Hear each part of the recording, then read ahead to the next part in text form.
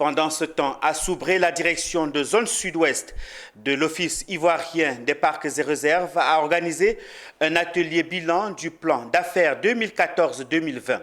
L'objectif de cet atelier bilan était d'échanger avec les partenaires sur l'évaluation du plan d'affaires. Il était également question d'évaluer les principaux outils de protection du parc national de Taï et garantir leur efficacité.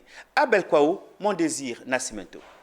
L'atelier bilan du plan d'affaires 2014-2020 du parc national de Taï a mobilisé plusieurs acteurs clés de l'écosystème forestier autour des enjeux de ce secteur.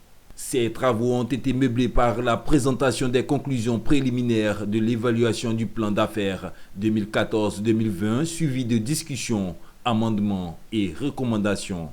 L'autre temps fort à cette rencontre était la réalisation de travaux de groupe par les participants, l'actualisation du contexte de mise en œuvre du prochain plan d'affaires, entre autres. Les résultats des travaux de groupe ont été restitués et discutés en plénière. Le plan d'affaires a atteint l'objectif visé, selon le docteur Ariane Amin. Ok, donc l'atelier a porté sur ce qu'on appelle le plan d'affaires du parc national de Taï, qui est un outil de gestion qu'un parc de l'envergure du parc national de Taï, qui est réserve de biosphère, patrimoine mondial de l'UNESCO, se doit d'avoir dans sa panoplie d'outils de gestion que ce parc-là utilise, on va dire, dans la mise en œuvre de ses activités, qui a couvert la période 2014-2020.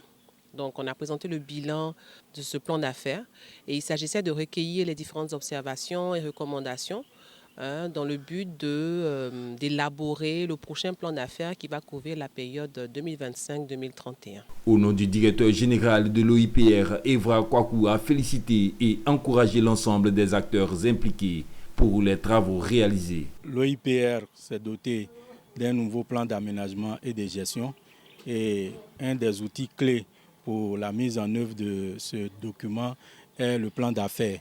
Donc l'OIPR a eu à faire au cours de cet atelier le bilan de la mise en œuvre du plan d'affaires 2014-2020 qui vient de prendre fin et jeter les bases pour l'élaboration d'un nouveau plan d'affaires qui va accompagner le nouveau plan d'aménagement et de gestion qui a été adopté. Le parc national de Taï est inscrit dans le réseau des réserves de biosphère par l'UNESCO depuis 1978 et patrimoine mondial depuis 1982 pour son intérêt écologique.